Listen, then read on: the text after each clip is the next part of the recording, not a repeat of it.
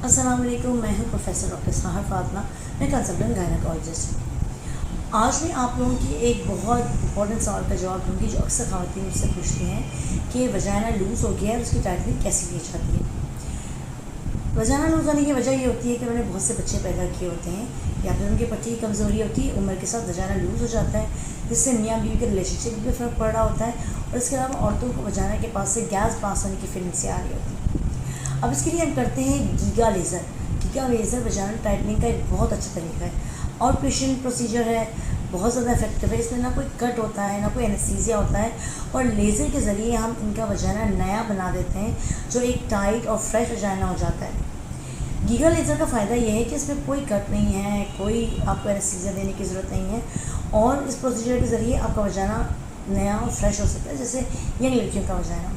तो वो ख़वातीन जो ये कंप्लेन करती हैं कि हमारा वजाइना लूज़ है, उनका मशवरा देते हैं कि गीगा लेज़र कराएं। मैं प्रैक्टिस करती हूँ अंकल सलिया हॉस्पिटल में, अल्तमश लालिया एमएल में।